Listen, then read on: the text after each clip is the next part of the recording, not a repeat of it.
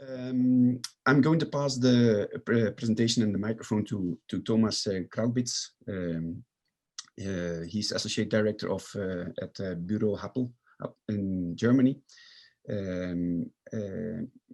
I asked Christine Lemaitre from DGNB to present me some people who could really give a deeper insight in the use of DGNB, and she suggested me immediately Thomas. So in that sense, I'm happy that BuroHapold is one of these big international global firms is using a system like DGNB and showing us that in the building process, somewhere scientifically based approach of sustainability can be really, really helpful. All for you, the time you need, Thomas. Sorry once again for the delay, but I hope we will enjoy your presentation. Oh, hello. Yeah, sure, no problem. Can you hear me well, yep. Bruno? Perfect. Okay, great. So thanks a lot for the opportunity, and much looking forward to. And was great also to hear Martin. I used to work with Martin as Spanish architects 14 years ago. So as architect, it was great, and just reminded me on what great inspiration it always was working with him, and hope we can do that more even.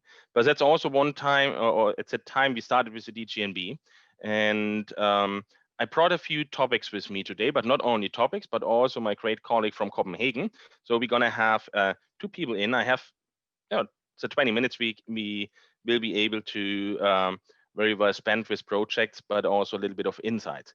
So just a little bit of an information. Unfortunately, the camera doesn't work, so apologies for that. Yeah, so I'm in Berlin, Associate Director and Head of Sustainability of BuroHapold in Europe.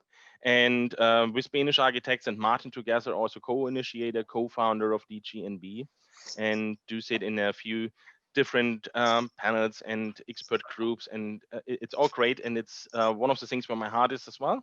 But so to say, there is also, you know that there's other certifications out there. So I'm also working in those and have the credentials, and also can tell you a little bit of the benefits we see on working in DGNB. I've completed about 20 projects in DGNB and registered architect and planner, and have a lot of ongoing projects. And for the last project, we have Evelin coming in, and she's already on the call. And I'm just seeing there's something that, okay. So I hope it's still okay. If you can't hear me, just let me know. We have Evelin on the call. Okay, let me just see if I can see the chat here. Everything is fine, Thomas. Yeah, you can see me. Oh, great, perfect. So, and Evelin joined us in Copenhagen and leading our offer from cities and connected with sustainability in Copenhagen, and she's going to present you one project as well. So just briefly on what brings us in today. So we're an independent engineering practice. We are also consulting quite a lot, and we are over 40 years out on the market doing quite a lot of different projects. We have over 20 offices worldwide, and that's just a map showing you where we are. We don't yet have a project, not an office in Spain, which is a bit sad, but we do have projects in Spain, and we do work quite a lot in different locations. So what we do at BuroHapold, just to give you an idea, is that we have one part of the firms that's very much looking at buildings. That's the Louvre in Abu Dhabi, that we were lucky to engineer. But we're also much looking at cities, and city of Berlin on the right, where we've worked on a scheme for electromobility, which is quite an interesting one. And say you see a few other projects that we're working on, including the Highline Park in New York, and also the Pavilion for the Expos, and the Grand Egyptian Museum. And so lots of big projects. Some of them, like the one in the middle, Oberbillwerder, also receive DGNB certification, and we are always quite glad to use it. And that's the most important one, maybe, to use it as a management tool and as an operational tool. And that's where it's strongest. So it's not necessarily about the label you get. Obviously, that's a part of the story, but it's more really looking at what can you do with it and how can you make the project better by implementing it. So that's some of the projects I'm working on with our team, and it's so on all of them I could tell you the details. So if there is an interest, Bruno, most than happy to come back on, present some more of the work we're doing and projects. But as you see, there's different scales, different locations, Sometimes they go for double certification. Sometimes we do district and building, so and very diverse, existing and new build. And the great thing is with the DGNB scheme, you can really cover everything from within the building on materials to the building, existing, new building, district, and so scale isn't an issue there. The smallest one I did is a fit out for a WeWork office, and the largest was 2,500 hectare. So all in there. But what we also like with the DGNB is that we get support for communicating the success, especially on districts. So it's on the bottom source photos. That's for DGNB districts where we put plates on the floor and celebrating that really with our clients on their achievements. And that's also a very good thing. So you should always keep that in mind, celebrating the success. But we are also quite active with the DGNB on new markets. That's with Johannes Kreisig, one of the CEOs of the DGNB, and Stefan Anders, director of system in India. Just coincidence that we're all wearing white shirts, except our colleague from India. But we're also trying to push the boundary on a variety of topics. And there in India, we looked, for instance, just to give you an idea on how creative you can be with implementing the scheme on scales. We said we want to work on industrial districts. So all of the triangular shapes is special economic zones. And we were asked by the German Development Corporation to review them and to tell them how good a site is. So we used the DGNB tool, and Martin showed you the flower from Alnatura. So that's a DGNB flower, one of the unique parts that the DGNB system has, and something unprecedented in other schemes. And that's just to see on different locations. You see how that flower changes.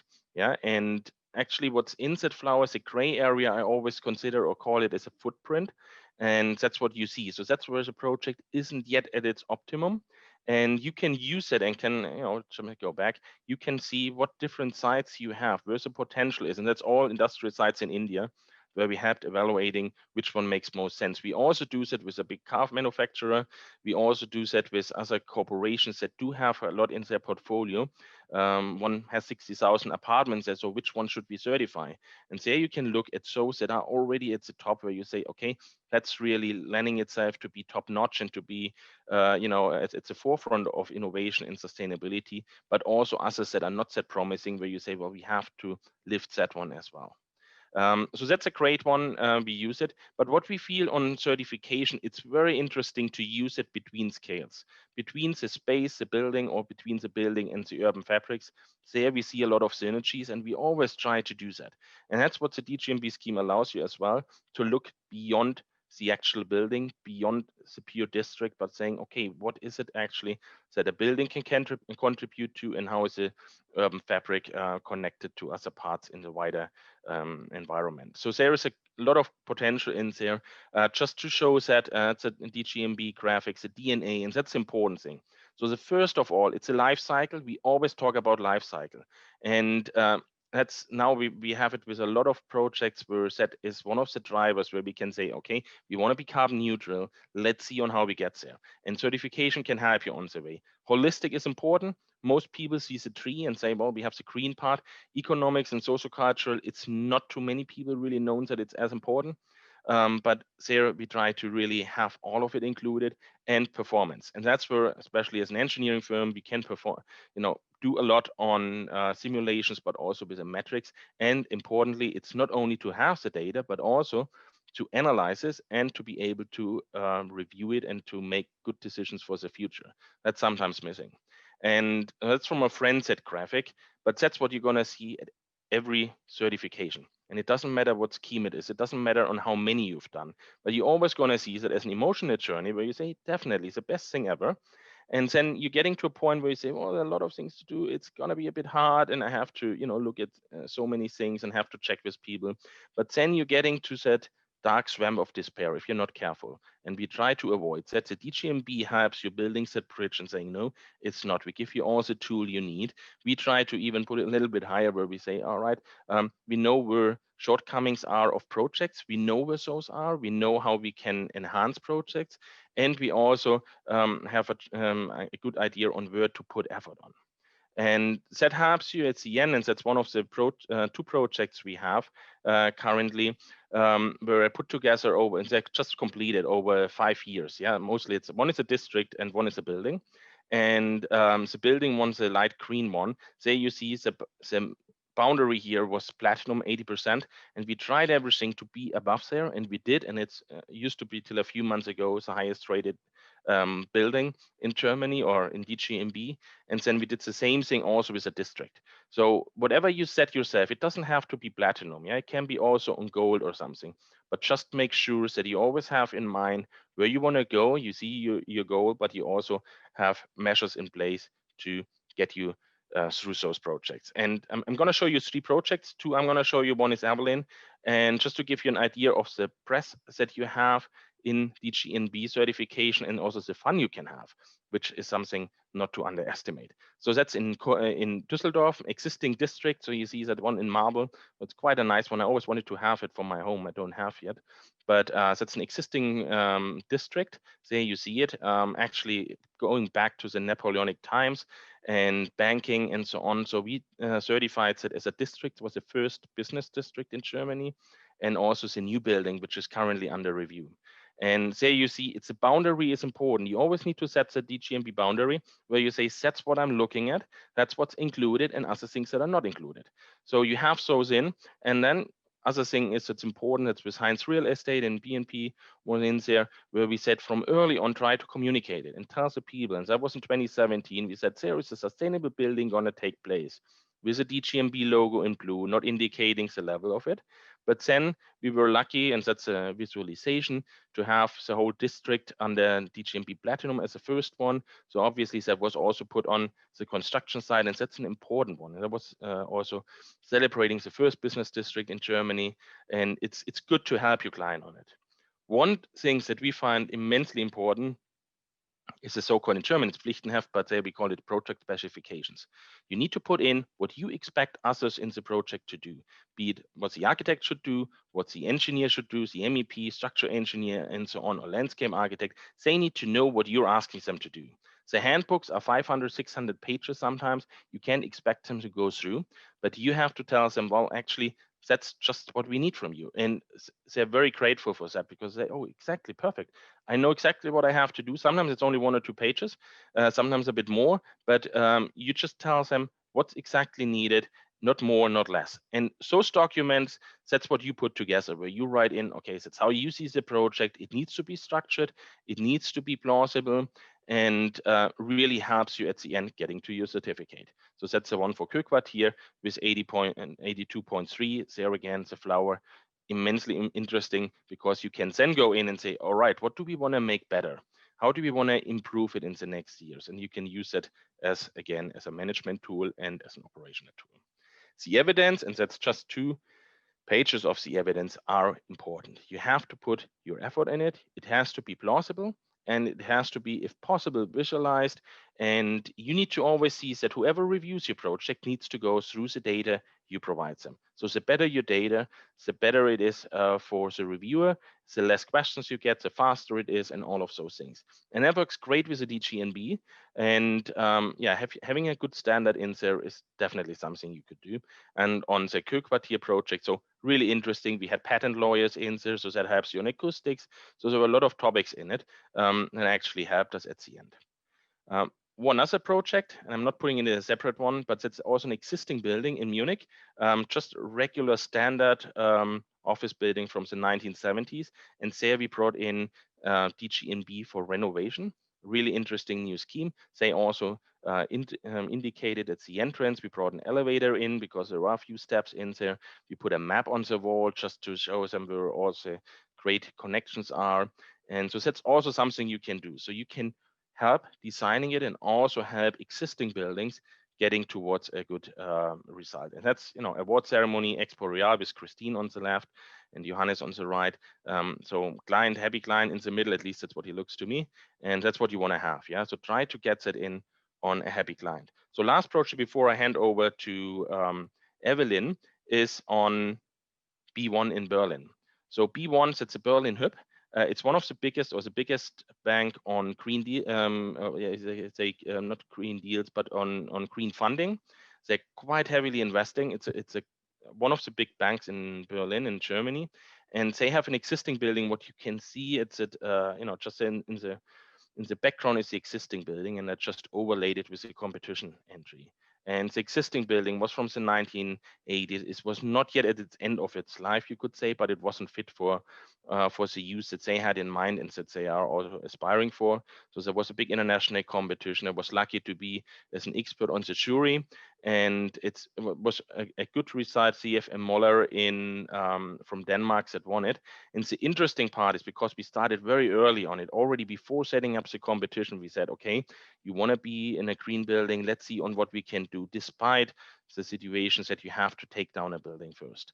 And so the ability of influence, especially at the beginning, is quite big, and then it reduces itself, and the cost and effort for changes go up. So you want to harvest really the first few months and first year in the project to make the biggest or brings the biggest impact. And there we just took the building design from the competition, put the dimensions in indicators.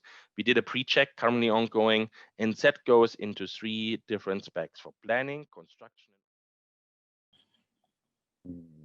Thomas, I think we lost the voice, the connection. Hi, I don't know whether he's going to be back. This is Evelyn. Can you hear me? Yes. Yes, I'm wondering if maybe I should just continue on the last project that we are going to show. Evelyn, that would be nice, yeah. Okay, yeah. perfect. So I will just try to share my screen. Yes, maybe he'll be back and he can finalize. Let me try to see if I can also turn on my camera so you can see me. Yes. Perfect. Yeah, we see the screen, we see you. Yes. Well, as Thomas mentioned, I am working for the cities team BuroHapold here out of Copenhagen. And the next project that I'm going to show, Deutsche Hafen, I've actually been on both sides of the team, both working with Kobe previously on the project, but also now, obviously, I'm sitting with BuroHapold. So thanks, Evelyn. Sorry, just lost the connection. Thanks. Yeah. Is it okay? I'm continuing. Perfect. Thomas? Yes, perfect. Yeah. Was the last slide? Yeah. Yes. And I think I'm going to go both through the project in terms of what the DGNB tools have given us as in terms of design and how to implement that at a design level. So Deutsche Hafen, that's a new district in Cologne. You can see it here on the map. Maybe I should make a full screen if possible. Sorry. Bottom line. Bottom line. Sorry. There we go. Yep. Yes, thank you. In Deutsche Hafen, it's on the southeastern part of the city, on the eastern side of the Rhine. And actually, the site is a brownfield site. It's a post-industrial site, and it has some fantastic industrial building and industrial heritage, which are really unique. But also the fact that it's really a riverfront site is also both fantastic, but also gave some huge challenges to the master plan. Really early on, the city identified that they wanted this to be a sustainable district and that they wanted it to be certified DGNB. And actually, this is the Kobe entered the competition as well as many other architects, and this is the entry they won with. And sort of the key aspects of and the ambition of this winning entry was both to integrate this site, which is on the eastern side, with the city ring of Cologne on the western side. As you can see, it's actually like the location. You can see the cathedral in the background. It's relatively close to the city center. So, but it was also about celebrating the industrial heritage through the architecture and really designing for water and flooding events. The site, once it's built out, it will be home to about 5,000 residents and 4,500 workplaces. So it's also extremely mixed use. And really, we talk about it as a second Hafen city because the River Rhine itself, it has a really dynamic water level, so it changes with 10 meters, the water level, which causes its own unique challenges. But also, of course, when you bring in the idea of rising water levels, climate change, etc. This kind of property on the riverfront is really vulnerable. And one of the things that the master plan really worked with is how to integrate, or how to create the design of the public spaces in the city so that the water can be contained and mitigated and can be directed back into the Rhine River. And the master plan still works, or the city still works at an overall level in terms of a design. And of course, it is not just about the technical aspects of where you lead water and how you contain water, but it was also really about using this opportunity to really create some fantastic public spaces that, first of all, we use different plants to filter the water naturally, etc. But also, you know, it's a fantastic place to meet and to gather, and it really gives value on a social level as well. And of course, from this was actually pre-certified in summer. In the center there is the Lord Mayor of Cologne, so that's a really great achievement. And to do that, BuroHapold worked on pre-assessment, really taking in all the different aspects of the master plan to evaluate it based on the different DGNB criteria. And this is just an overview of the DGNB weighting tool, but really, I think it's interesting to understand that also Kobe, the architects, they themselves have a lot of DGNB consultants. So this is a weighting tool, but it was also really helping drive some of the design. There's extremely important criteria and indicators in there, such as, you know, biodiversity, how the master plan is integrated into the city, how is the microclimate and the comfort of the public spaces, about noise and air pollution. And it's really things that really help drive and shape what you see in the master plan today. So I think that's also quite important to understand that, of course, this is a management tool and a tool to calculate and find out how sustainable the district is, but is really also a driving tool for the design. And as Thomas mentioned in one of his slides, he showed this graph of, if you start early on, you're able to have most influence. And that's really how we worked. This project has been developed by starting really early on, identifying some of the key areas that we wanted to work with and design with further. And then, as well as that, of course, we developed a sustainability handbook. And that is actually, not to say just a Finnish document that talks about the sustainability of a project, but it was really a live working tool that developed through the process of the project and developed through the different stages of the project. So this is 3 different versions of it that you can see here. And it talked also not just about the physical aspects of the plan, so what the neighborhood will look like, but also it tried to capture different stakeholders involved, how they were involved, that side of the process as well. And the book itself, it actually covers 5 different criteria and chapters. It looks into climate change, life quality, mobility, energy, and resources. And it's some of the areas that were actually identified as the key areas to work with in terms of sustainability. But as Thomas already mentioned, this booklet it does actually a lot of things. It has a multitude of functions, and one of them is to take the huge amount of information, and there's very, very many booklets that feed in directly to this book, and use it as a management tool as well, to gather all the information and also help to identify the next steps, as well as this action matrix, which DGNB which is part of DGNB. And the action matrix was really a fantastic tool to start to identify what it is that the ambitions of the project are, how we want to continue, what the next steps are to work further with that, and who should be working with that in terms of the consultant team. And then as a last tool, DGNB has a lot of fantastic tools, but this is a self-declaration based on phase sustainability, and it's something that is a really fantastic active tool to try to include the whole team on it, to try to identify and figure out where should the weight lie? What is the most important part of the plan or the master plan we should be looking at in terms of sustainability, and when?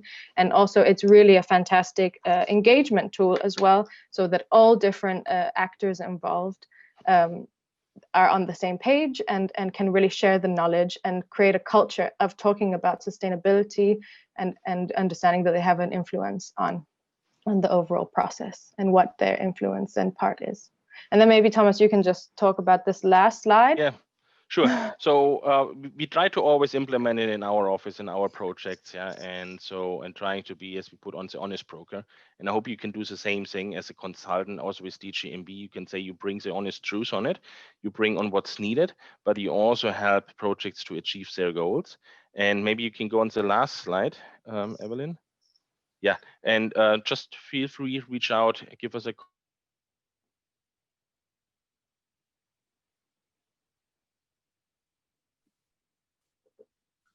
Evelyn, I think you have to finish. Yeah, sorry. No, I think Thomas was just saying, give us a call. We'd love to hear from you.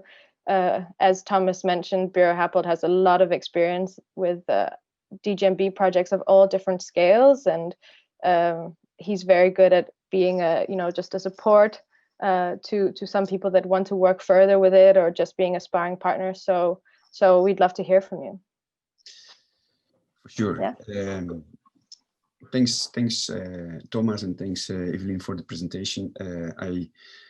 I loved the fact that you insist so much on the use of DGNB as a decision-making tool, something which is helping you to take the right decision in the right moment, and insisting that how quicker you introduce it into the process, how easier it is and having more impact. Also, the use of the scheme, the flower showing that the gray left over is somewhere your actual footprint as a building, which is visualizing very strongly where you still can improve certain things. I think that's a nice communication tool from DGNB. And what you mentioned, Evelyn, at the end, the self-declaration for architects, somewhere the phase of sustainability, I think that's correct. That's something, if you do it from the beginning on, then you compromise yourself with the whole process and with the other stakeholders, which is maybe as important as calculating really impacts with numbers at the end. So in that sense, yeah, it is something we will bring also over to the Spanish market on a certain moment, maybe not from January on, but we will work on that because it's a commitment tool, and that's also very important. Thank you very much again for spending some time with us, for sharing knowledge and insights, and hopefully we will welcome once BuroHapold in the Spanish context. Okay. Yeah, we look forward to it. Yeah. Thank you so much. Thanks so much, Bruno. Bye.